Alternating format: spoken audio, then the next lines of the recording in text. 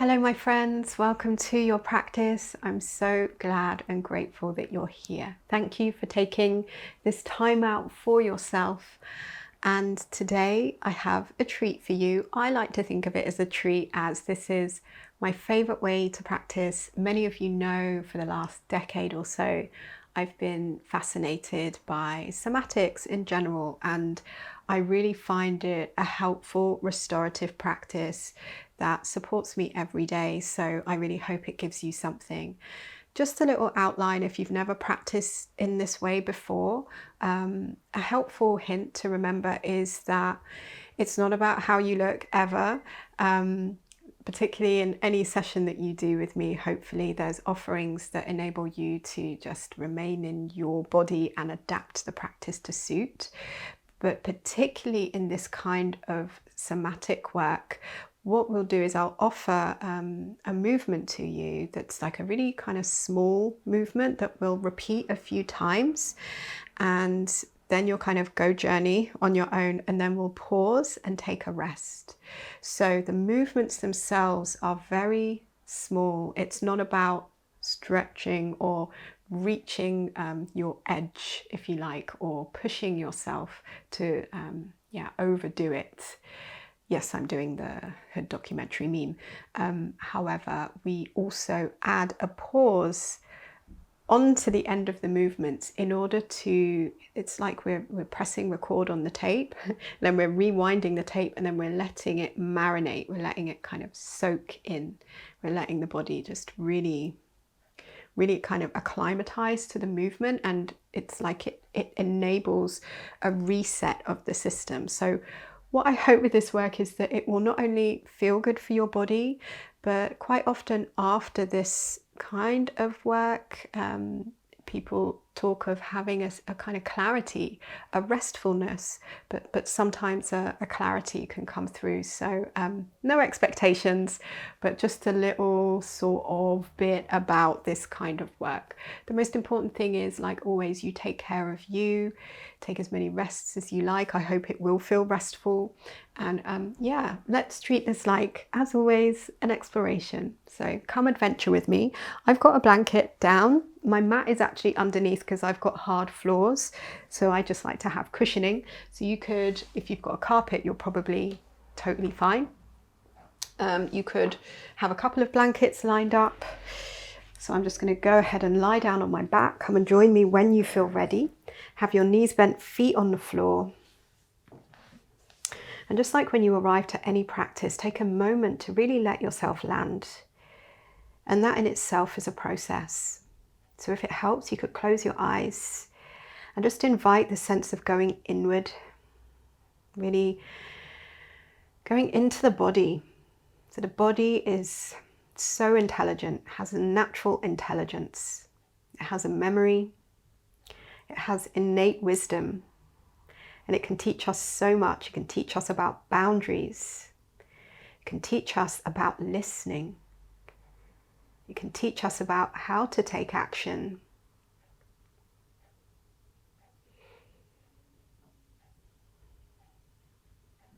So as you pause here to land, you might already be getting a sense of that wisdom through the information that's there. So things like knowing whether you need to adjust your position in space to become more comfortable. If that's the case, please, I invite you now more than ever in this practice to respond to that. What can help you feel more rested, more grounded, more supported? If you've got a sensation that maybe needs you to go and get a drink of water or go and use the bathroom, then that's also information. Please put me on pause, go and do what you need to do. So sometimes when we're in life, the busyness of life can mean that we're not completely connected to this body wisdom. It's always there. We're always connected. However, sometimes when things are moving fast, we don't get an opportunity to pause. And this pause, this landing, even though we're not doing anything, is actually part of the work. And I'm reluctant to call it work because I'm not into this productivity, necessity. So call it what you want. But also look for any kind of information that might be coming through as you're lying here. We've been here for a few moments now in this active rest position, which can be great for settling the low back for many bodies.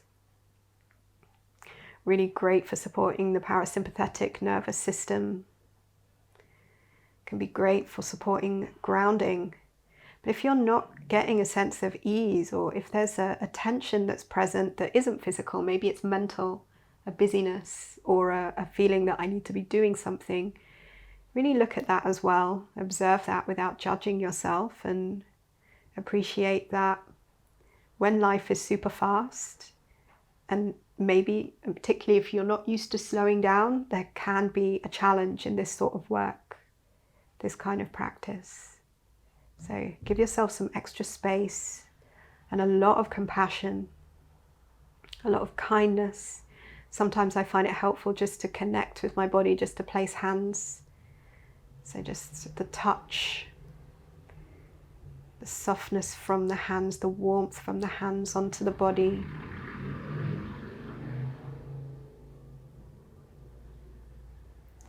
And then see if that can encourage you to drop in a little bit more. By drop in, I just mean to let yourself give your weight to the earth. So there's another layer of observation, and there's always so many. All we're doing is resting, actively resting and noticing what's there. So we've gone from the outer layers, this kind of physical. Do I need the bathroom? Do I need some water? How do I feel in this position? Am I comfortable? Could I be more comfortable? We're starting to tune into feeling, and the noticing of the sensation here, the noticing of the warmth of our hands, the noticing of the ground beneath us. Can we get even closer to the ground? Can we feel a bit heavier? Can we give our bones?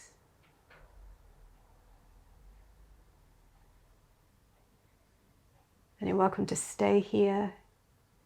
If you want to add another layer, you're going to interlace your fingers. You're going to start the movement, take the hands behind your head and lean the elbows back.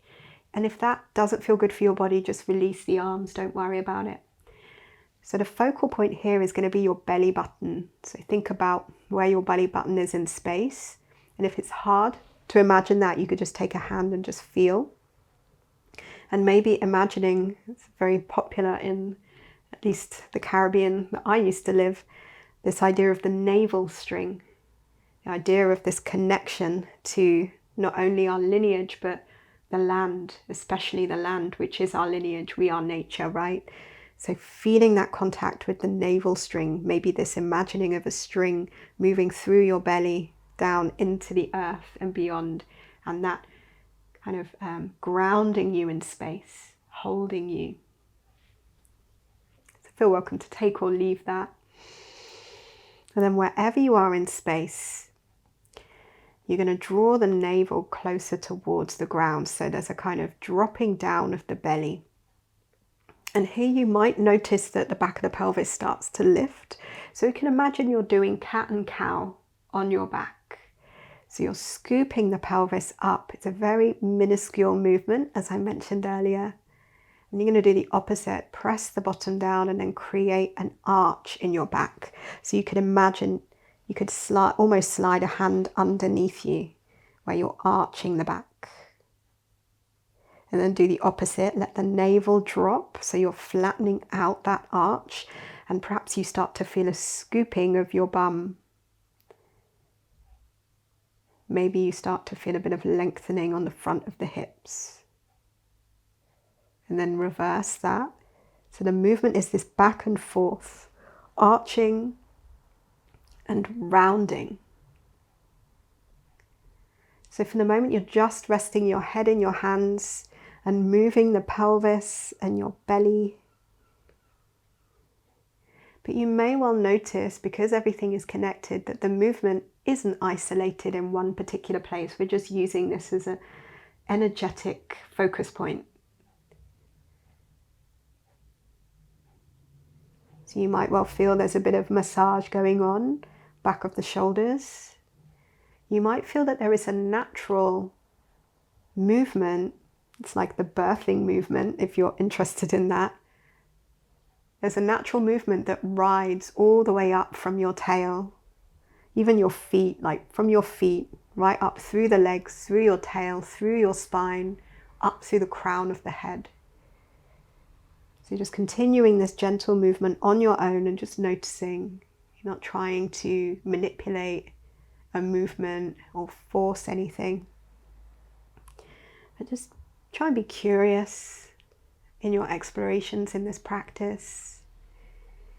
And if you feel like using your head and crown and connecting that to the movement, when you create the bridge underneath you, when you arch your spine, press your head back. And as you press your head into your hands, maybe you feel the chin can lift a little bit away from the chest. Elbows press back, head presses back, chin lifts, spine arches. So it's like a back bend. Then do the opposite. Flatten the back, bend the elbows, scoop the chin up towards the chest. So you're using your arm strength to lift your head as opposed to crunches. So that's the movement offering if you want it. Hopefully you can slide and glide on your blanket or your surface, your carpet surface. So just letting the breath flow however it wants to go.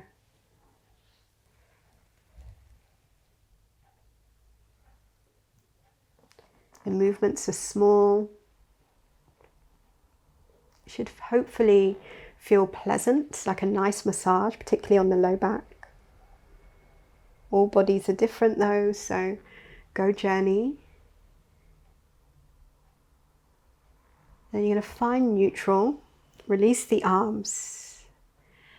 Legs can stay bent, feet on the floor, and just pause, take a few breaths here. And just notice how you feel. So sometimes with this work, there can be an instinct to express. The body does that naturally, as long as we don't get in the way of it. So sometimes people might yawn in this kind of practice, or sometimes eyes water, sometimes the need to just take just a sigh. These are all really healthy functions of release, the body's natural way of releasing tension. So if you get that, you're onto something good for you. The belly might gurgle as well. That's a good sign that rest and digest is kicked in. So we're looking for those signs, but if you don't have them, please don't worry or think that you're bad at this at all. So trust in the practice, trust your body. And then we're going to interlace fingers again behind the head. So this time it's a similar movement, but we're going to add a little bit of a twist. So keep a connection to your navel string. Arch the back, press the hand, elbow and head back towards the earth. Then bend the elbows, flatten out the back, lift the head, and then draw your right knee towards your left elbow. They totally don't have to touch at all. And you can dictate, or you can choose whereabouts you want this twist to happen. So you might not bring the knee so close, you might turn the elbow a bit more, you might lift the right elbow higher. It's really about choosing your own seasoning. And then slowly release to the floor, foot and head land, elbows open, arch the spine. And we'll take the other side when you're ready. Flatten the spine, lift the head, use your arm strength as opposed to forcing your head or neck, and then twisting in the other direction. That's the movement. So over to you, go journey, just taking a few rounds, seeing if you can slow down the movement.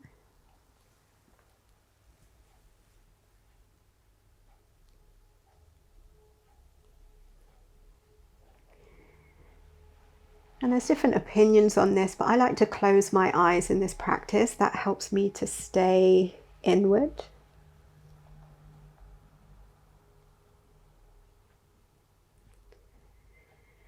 And also the seeing without judgment or like it's a competition, but if you can kind of Synchronize that return of your foot and your head and elbows to the floor. See if there's a way you can find that connection.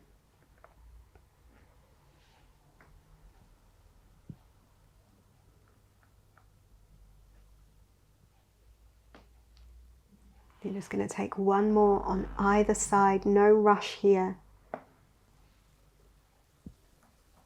And remember, if this is not feeling great for your body, you can just go back to the original cat and cow on your back.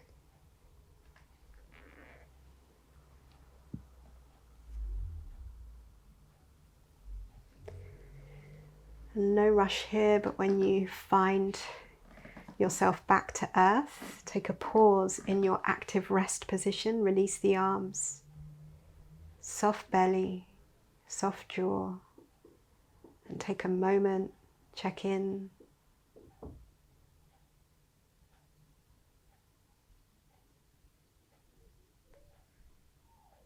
Just noticing.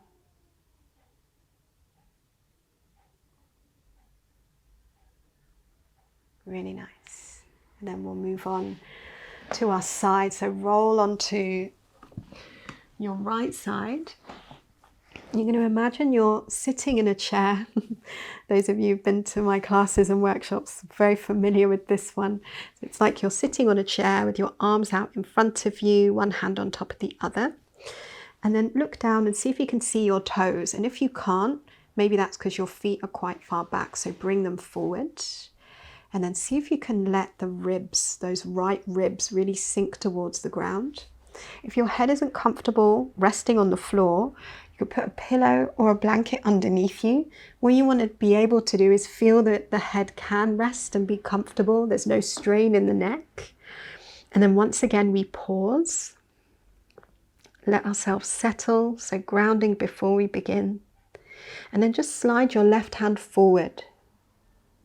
Sliding it across the floor. As you do that, think about the fingertips reaching and the impact of that. Maybe you start to feel a rotation through the ribs.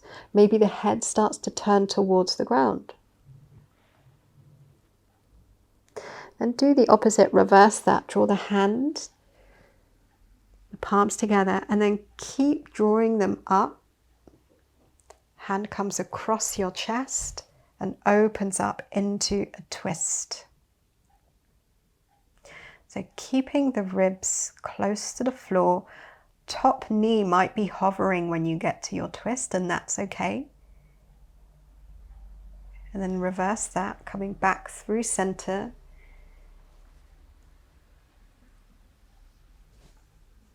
Ribs heavy.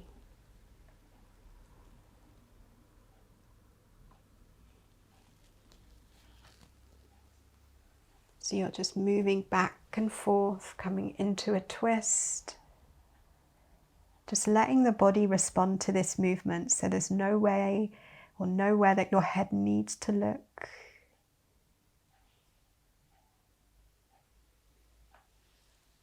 And then returning, just take one more of those on your own.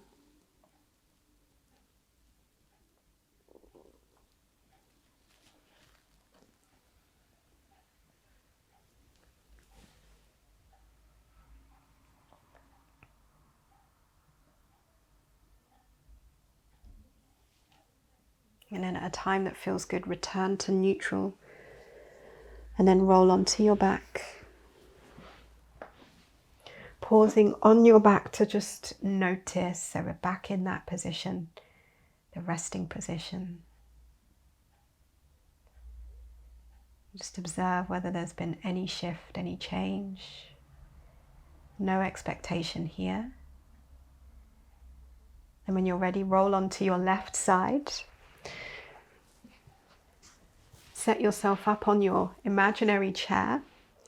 So your legs are in a 90-degree angle. And take a look down and see if you can see your toes peeking out in front of you. And then one hand on top of the other. So palms together. And at this point we do the check-in. So check that the ribs closest to the floor are resting. Head is resting. The neck is completely soft. There's no muscular energy at play. Legs heavy. Then when you're ready, take that top hand forward. So you might feel a rotation through the ribs, maybe the head turns down. And then draw that hand back, so you're reversing the movement and coming towards a twist. So hand goes across the body and opens up.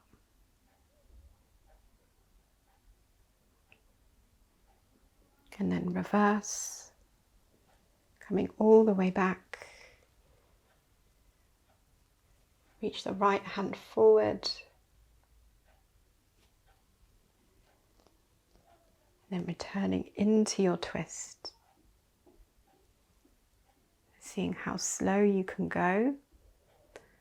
Something that could be interesting to look out for is whether the ribs want to lift away from the floor. That's quite common. That comes up for me a lot too. So notice that tendency to do one more cycle on your own.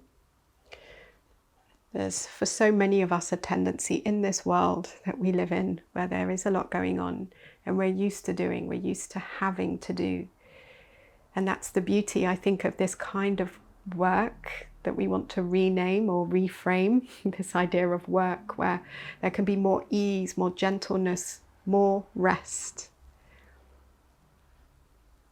In the end of your cycle, when you're ready, roll onto your back again, so roll to center. Knees bent, feet on the floor.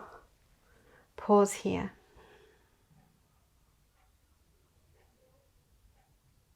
And just observe, notice.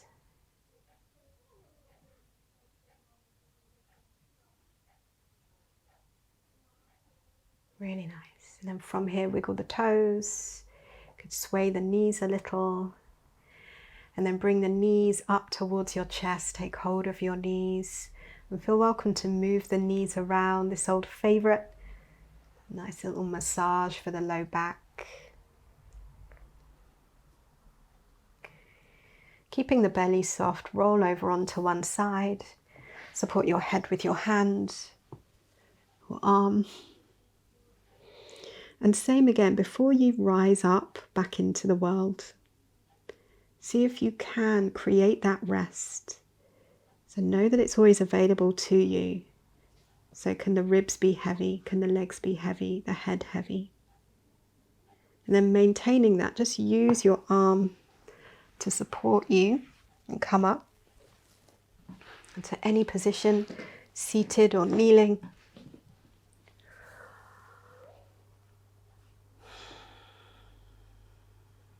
And take a moment, if it's helpful, you could close your eyes or focus on a gaze point in front of you. Just notice how you feel.